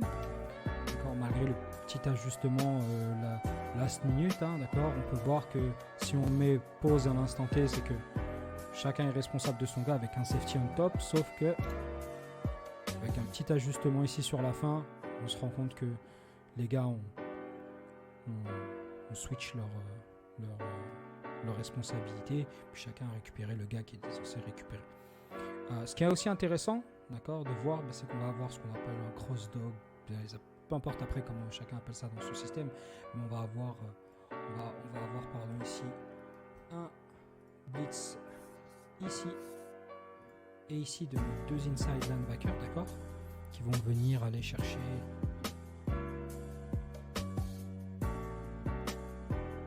inside, d'accord, avec un petit délai. On veut aller chercher le pic sur le centre de la part du numéro 30 pour avoir le numéro 7 qui lui puisse faire le tour et venir chercher le jeu. Donc c'est un bon pick-up de la ligne à ce niveau-là, d'accord. On a bien répondu à la pression envoyée par le flash. Aussi un an intéressant, c'est cette espèce de poule ici, ce joueur-là. Il faudrait juste que j'arrive à voir comme c'est le 51 ou 54, j'ai du mal à voir, ou 54, ouais, qui lui va venir décrocher sur l'extérieur. D'accord. Son rôle, c'est d'aller kicker out ce DN d'ici, et que ce gars-là vienne le chercher. Alors ensuite, on a le bloc qui va monter à ce gars-là et le bloc qui va monter à ce gars-là. Puis on va venir essayer de courir la balle ici à l'intérieur. Sauf que c'est pas tout de suite open, d'accord. Le garde prend un peu plus de temps à trouver finalement qui il doit aller chercher. Ceci étant dit, bon cutback de la part du running back. Il pensait amener ça à l'extérieur. Il a one step cut ça inside et il pousse vertical. Encore une fois, tu dois comprendre que football américain, la priorité c'est la balle. High and tight. D'accord? High and tight. Ou alors on va utiliser la sideline ou quoi, mais il fait un bon taf parce que dans le trafic, on voit en plus qu'il met les deux mains sur la balle. Et à ce moment-là, si on regarde bien là, on voit qu'ici c'est un petit peu tight au niveau de la transmission. Donc là, il est encore un petit peu en train de jongler avec la balle. Hop, elle lui échappe presque ici, un peu trop haute. Je remets deux mains dessus pour la sécuriser. Et là, une fois que je suis dans l'open field, il essaie de changer de balle de main. D'accord, il avait la balle, bras droit. Il essaie de la changer parce qu'il a l'impression d'être dans l'open field. Sauf qu'il y a un corner qui fait un super jeu derrière qui peanut la balle. Mais sinon, en soi, c'est un beau jeu de foot.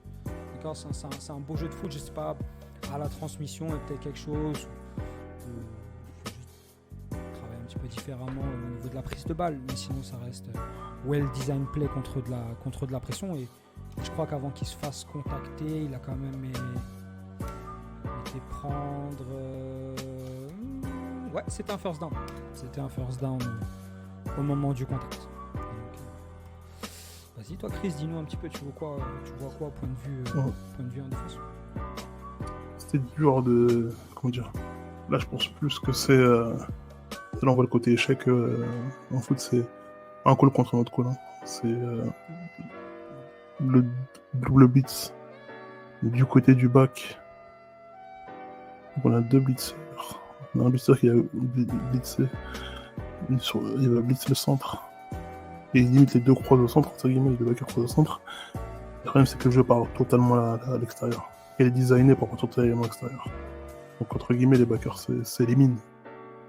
Et ça devient compliqué pour ceux qui restent du côté du jeu, pour assumer le décrochement plus le flow qui vient sur eux. C'est un peu compliqué puisqu'on double team à l'intérieur.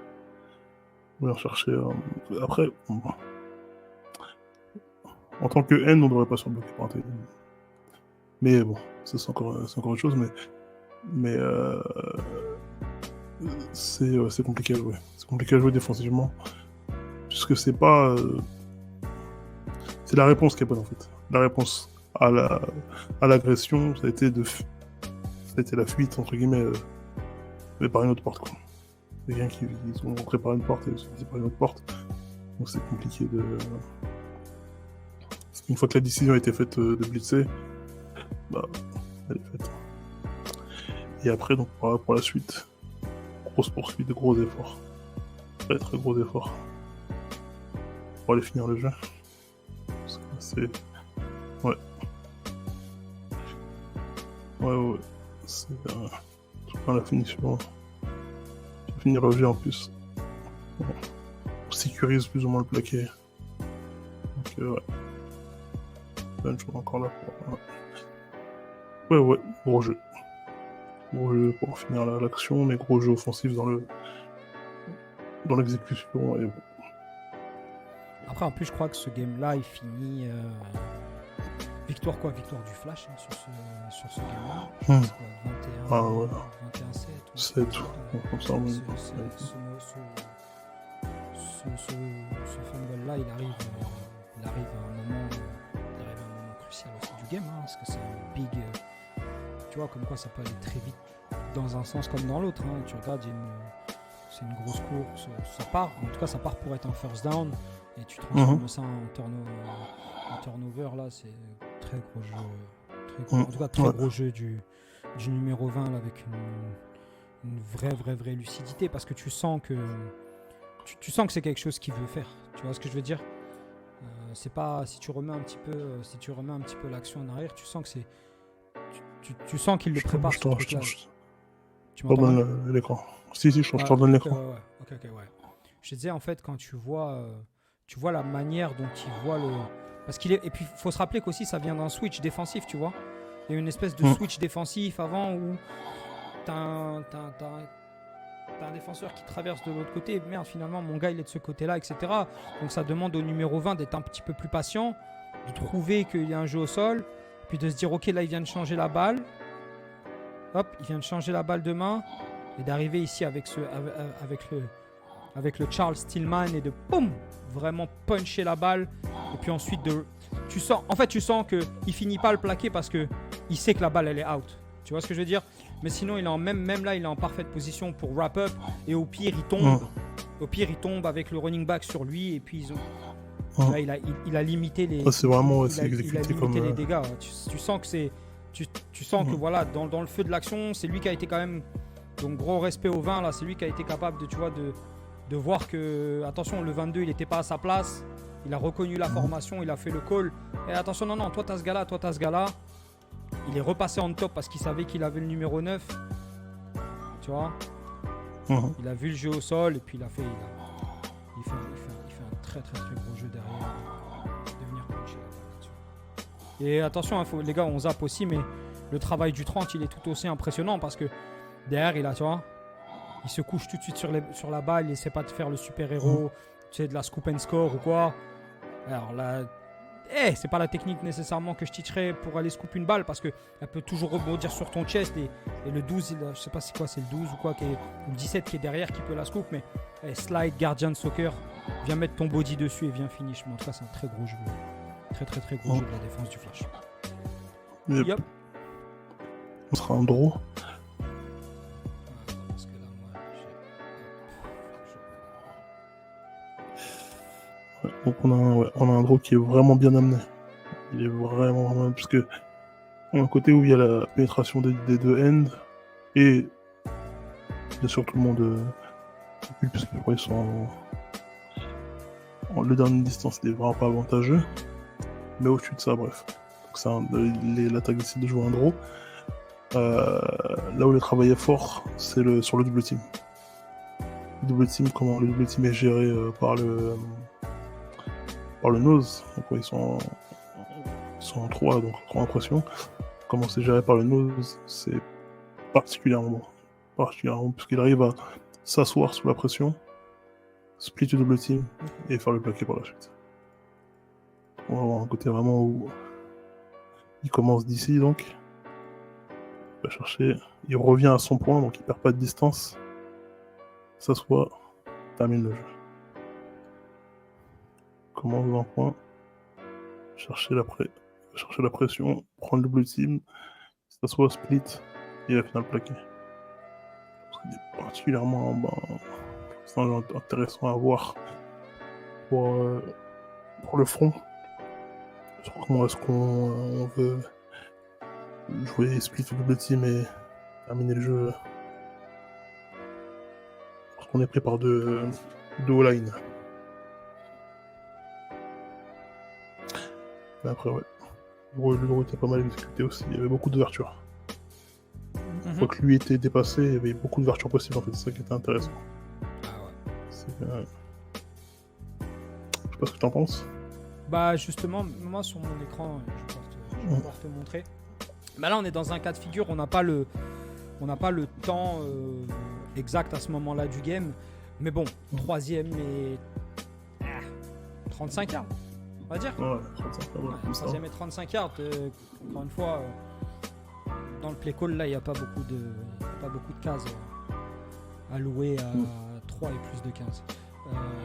Ceci étant dit, la configuration défensive qu'on voit à ce moment-là, c'est qu'on est sur un format plutôt classique. Allez, ceux qui vont appeler ça prevent. C'est littéralement, on va rusher 3 gars et on va dropper 8 et on va s'assurer que tout vienne en dessous de nous et qu'on puisse aller rallier à la balle et faire le jeu. Et faire le jeu. Donc on le voit dans la configuration. On voit le rideau de backer. On voit les DB derrière qui sont au poteau de down à peu près. Donc, allez, on va dire, on couvre ça tous azimuts, comme on dirait. Mais là, ce qui est important maintenant, c'est dans l'exécution du draw. D'accord ? Le bémol c'est que ça va trop vite. D'accord ? Si tu veux un draw, tu dois vendre. Tu dois vendre une deep pass. Tu dois vendre encore plus chose. Encore plus à ce moment-là où tu es en 3e et 30. Si on regarde, il y a eu quoi ? Il y a eu 1001 et demi au moment où on court le draw. C'est pas mauvais en soi, mais derrière, faut se dire que à l'inverse du match où on avait la screen tout à l'heure, Grizzly contre Dauphin, on a réussi à flip le field depuis une position qui était mauvaise. D'accord, mais sinon on regarde à ce moment-là, on est resté dans notre moitié de terrain et les gains, le gain il n'est pas. Attention, encore une fois, jeu incroyable de la part du défenseur, mais on est dans cette zone-là, si tu veux, où finalement je suis pas sûr que ça nous ait tant aidé que ça, tu vois.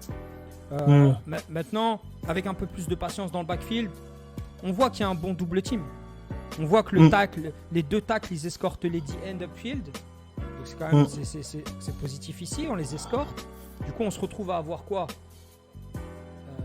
Un free guy, notre garde ici, qui va pouvoir lui aller monter à ce mic-là. Et puis derrière, on est sur une configuration classique de toi pour moi, moi pour toi, toi pour moi, et moi pour toi. Et puis après, advienne que pourra dans le backfield. Mais au moins, arrivé à ce niveau-là, un bon playmaker avec la balle dans les mains, j'imagine que le vent en est un. Bah là, au moins, on aura réussi à revenir dans la moitié de terrain adverse. On aura flip le field pour se donner une 4e avec un bon punter qu'a l'équipe de Marseille à ce moment-là. Donc, hop, clean ça. Et on va laisser le jeu. Mais ici, si vous courez un draw et que vous êtes running back, s'il y a cet espace-là, ça ne veut pas nécessairement dire que cette vision-là, c'est la meilleure, tu vois. Par contre, regarde l'espace que tu as ici, il est bien meilleur. Et l'avantage, c'est que tu as un garde qui est free au deuxième niveau. Donc, un peu plus de patience, d'accord ? Hop, un peu plus de patience ici. Et viens chercher ici dans l'open field, d'accord ? Juste, sois un petit peu plus patient et viens chercher le bloc de ton big man downfield. Et là, vous vous retrouvez à 3 pour 3 et tu auras réussi à flip le field d'une situation catastrophique à une situation positive. Mais encore une fois, pourquoi on se retrouve à ça ? C'est parce que derrière, on a un garde qui veut aussi lâcher un peu vite son bloc. Tu vois, on n'a pas pour autant sécurisé notre combo ici, qu'on veut tout de suite monter un peu, si tu veux, avec ce sens de l'urgence là au deuxième niveau, alors que c'est un jeu à longue exécution, un draw. D'accord ?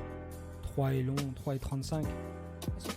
Va prendre ce que tu peux prendre, mais je pense que tu vois, c'est pas.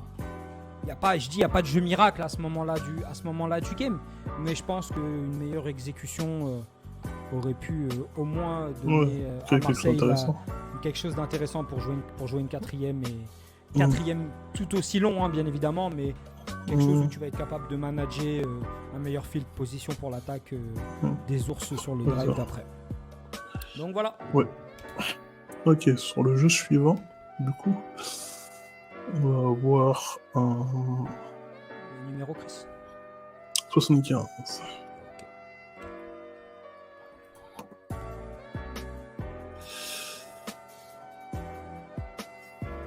Là-dessus, ce que je trouve intéressant, c'est qu'on va avoir un jeu... d'options. Je trouvais que... Après, bon, je suis pas QB. Je sais, tu vas un peu sur l'attaque. Je trouvais comment ça avait été joué, alors... Défensivement, ça va être... Donc le N qu'on va regarder, c'est celui-ci. La technique n'était pas bonne. Comment dire...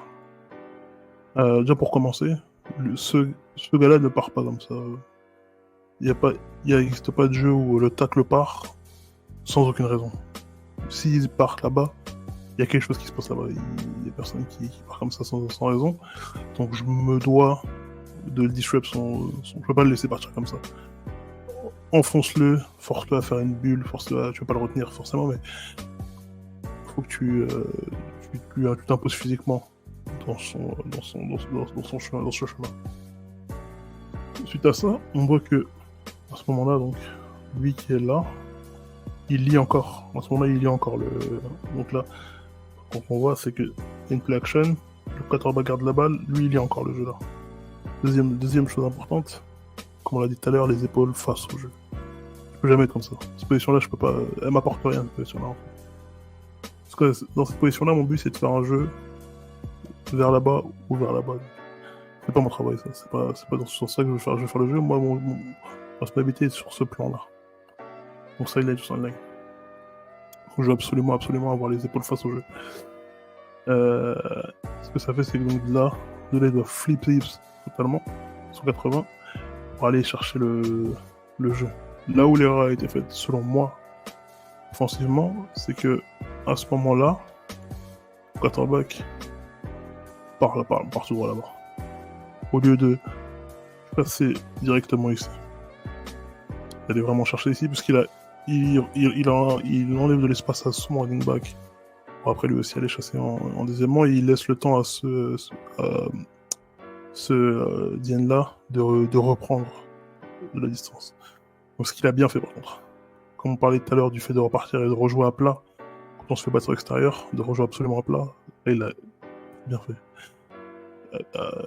Mais à l'inverse, si là le quarterback rattaque plus, il force le choix sur lui. En faisant ça, en fait, le quarterback il avait fait que ce défenseur-là pouvait jouer les deux. Il pouvait canaliser entre guillemets les deux. Lui, en étant beaucoup plus agressif sur son épaule ici, il force lui à temporiser le jeu pour pitcher la balle à son gars et l'envoyer avec un lead blocker en contre 1 là-bas. Parce que, entre guillemets, pour piquer ici, resserrer le jeu à l'intérieur, pitcher et laisser les gars faire le travail à l'extérieur. À l'inverse, il lui donne la balle ici, après avoir amené toute la défense avec lui. Donc bon. Un cadeau compliqué à gérer, dirais-je. Mais ouais. C'était un peu ma vision sur ce jeu-là. Je trouvais intéressant parce que qui a mal commencé en termes de défenseur.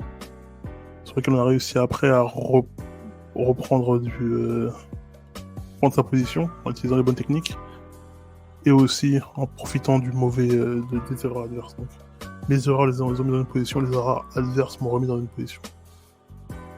Et au final, pour réussir à limiter les dégâts sur un jeu qui aurait pu faire mal. Qu'est-ce que tu en penses, du coup? Eh ben, si on regarde d'un point de vue offensif, là, c'est une situation assez simple. Hein. On est dans nos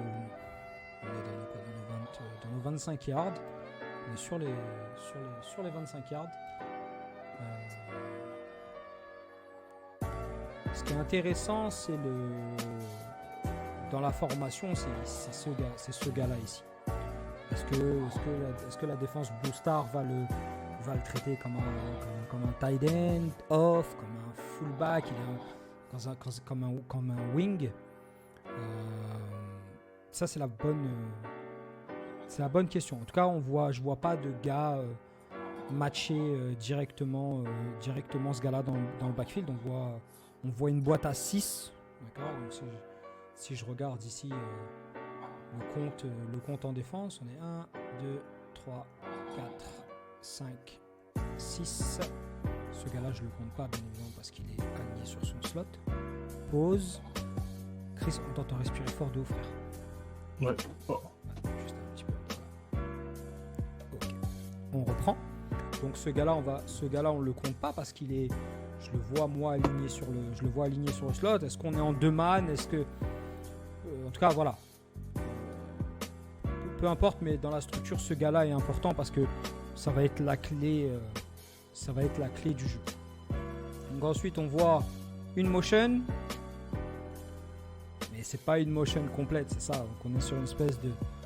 Ils vont appeler ça moon motion, ils vont appeler ça orbit. En tout cas, voilà, c'est une motion qui va venir nous donner une triple option. Alors, on a l'option du dive, on a l'option du QB. Je vais la refaire. On a l'option numéro 1, ici, avec un dive. On a l'option numéro 2 du pitch, qui va être ici. On va avoir l'option numéro 3 du QB qui keep la balle et qui court avec. Jeu basique de triple option. Ce qui est intéressant, d'accord, c'est ce gars-là qui flash là et qui va directement aller chercher le backer. Comme si on veut un espèce d'ISO, un espèce de lead ISO, quelque chose comme ça. C'est là où on se met un petit peu dans la difficulté, c'est avec le garde de gauche qui baisse sa tête et qui du coup rate le end. À l'inverse, je pense que c'était un jeu dans la défense de Marseille. Je pense qu'il le rate, mais en même temps, connaissant justement les jeux, il est designé pour faire une option sur la technique 3. Sur le N? Non, sur le N. Je pense que justement le jeu, c'est une option. C'est ça, on veut optionner le N. On veut optionner le N, forcer le N à faire un choix. Et là, c'est pour ça que je dis que le fait que le quarterback soit parti sur l'extérieur, ça a annihilé totalement le jeu. Parce que le but du quarterback, c'était même pas d'attaquer là-bas, c'était d'attaquer off-tackle. Logiquement, pour moi, c'est ça, tu vois, attaquer off-tackle. Et donc, en fait, ce qui a tué le jeu, et encore une fois, je pense que c'est un adjust qui a été fait avant le match de la part de la défense de Marseille, c'est ce gars-là. Cette motion, comment a été traitée cette motion-là? Cette motion-là, qui va ici et qui repart, ben regardez le défenseur, qu'est-ce qu'il fait. Quand il voit la motion partir, ce joueur vient remplacer et lui vient fermer le coin de la ligne. Ce qui force le QB à aller à l'extérieur. Si on regarde bien ici, Il n'a pas fermé le coin de la ligne, justement. ben justement, il laisse le tacle partir, mais regarde, il devient le joueur ici, là, à fermer le jeu.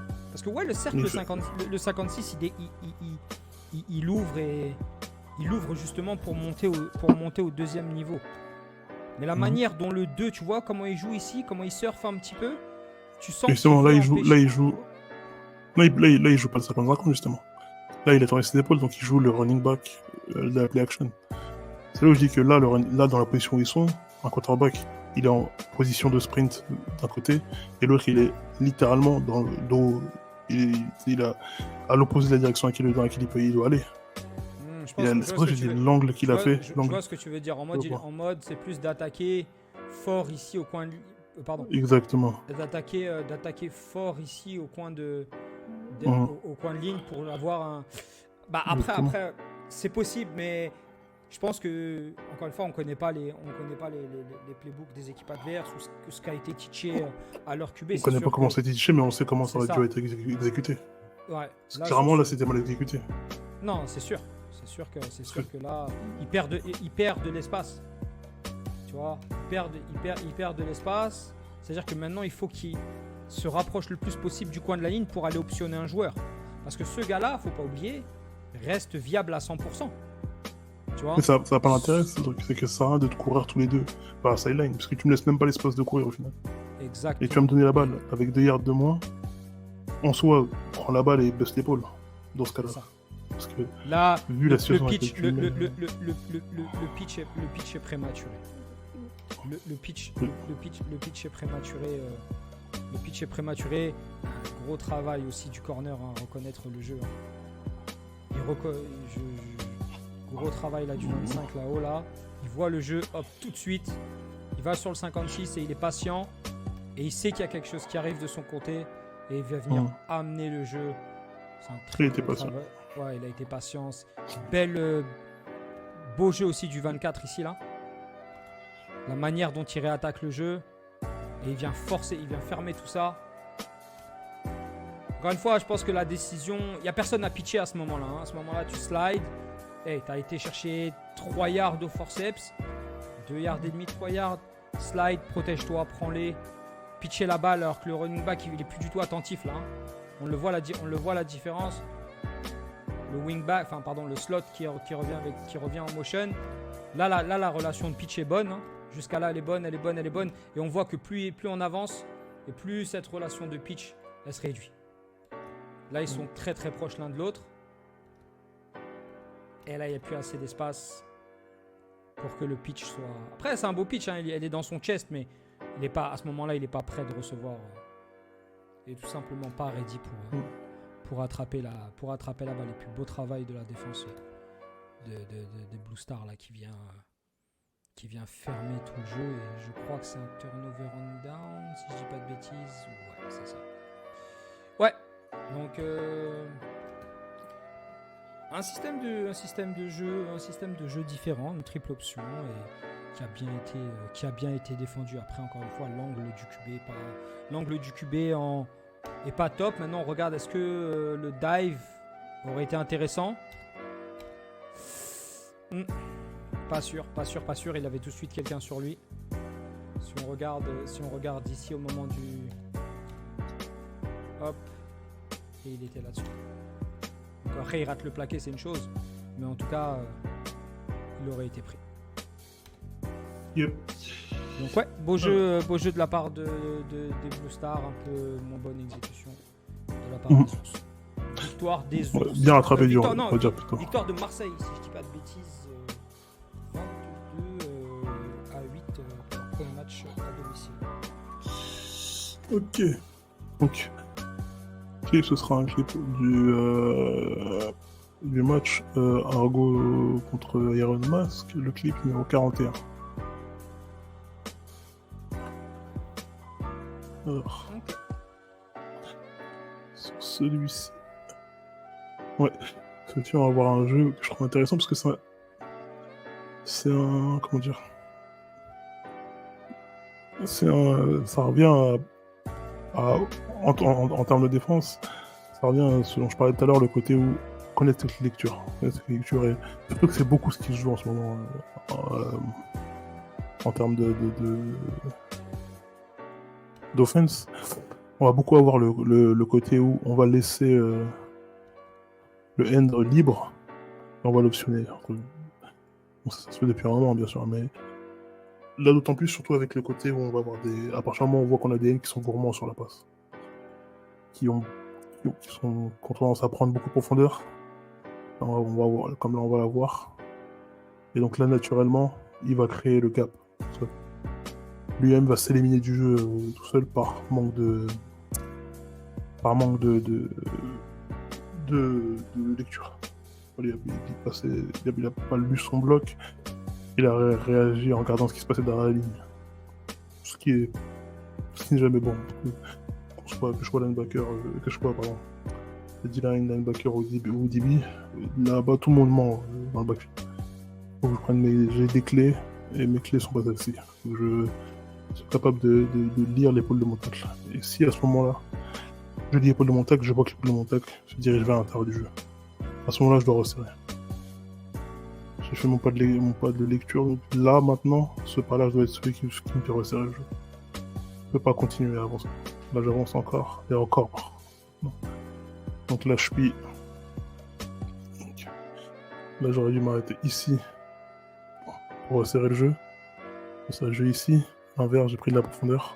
Au lieu d'être ici, puis vers d'écart, je reprends encore la profondeur et j'ouvre ce gap tout ça.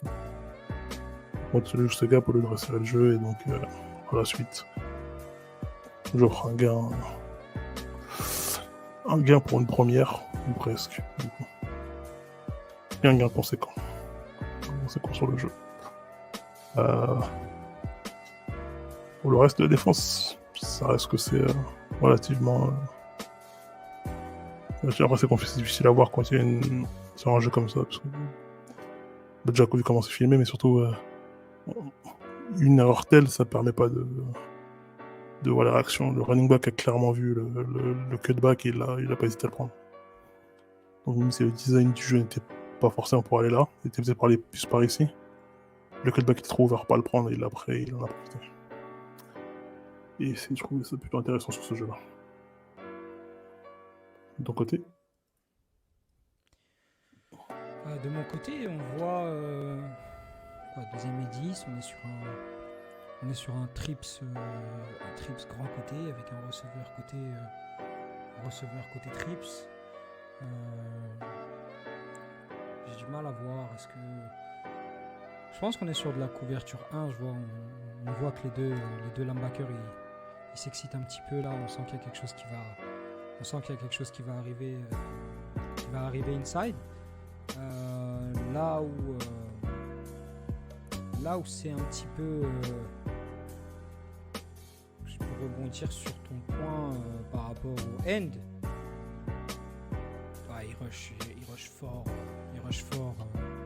Il rush fort downfield, donc j'ai envie de te dire c'est du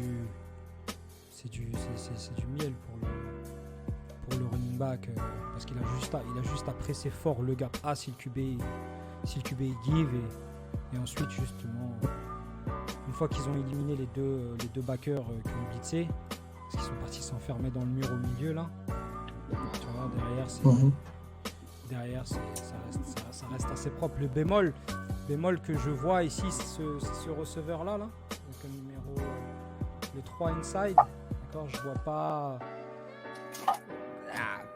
On sait qu'il doit aller bloquer ce gars-là, tu vois.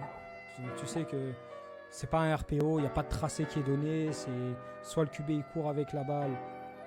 C'est le jeu est plutôt simple ici. C'est soit le running back qui est plus ici, soit le QB qui va aller de ce côté-là, parce qu'on voit qu'il y a aucune attitude des receveurs à aller catcher, à sortir en tracé ou à aller catcher une balle, etc.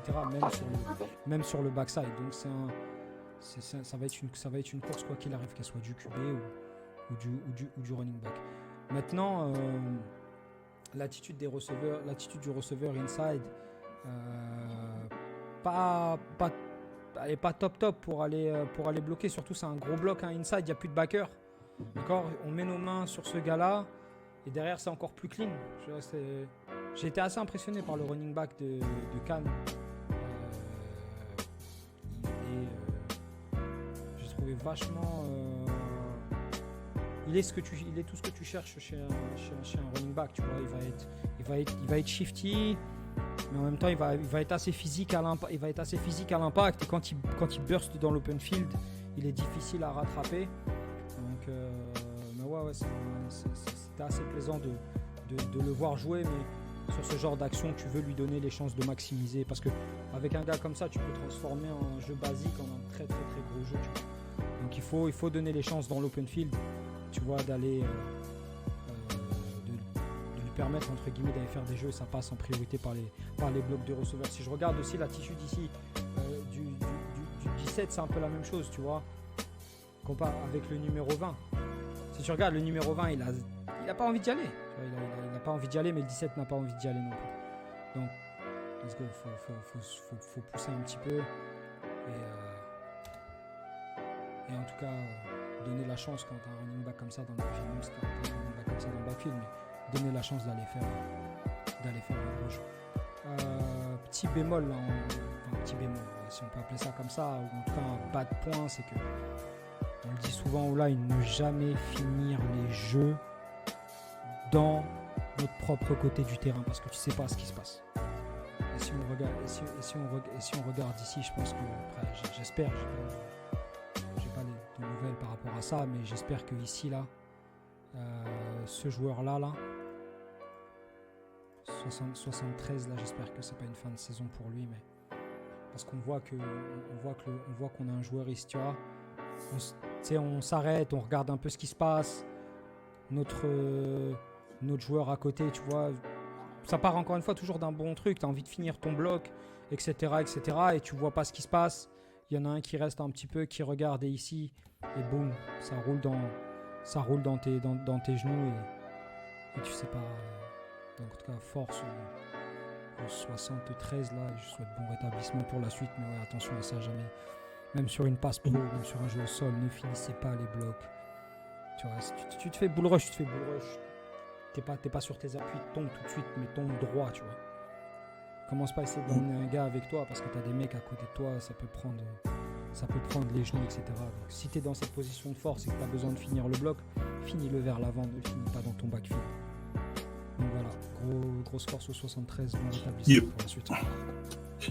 Yep, fini sur un bon message. Fini sur un bon message. Donc ouais, c'était tout. C'était nous. Et ouais, premier épisode.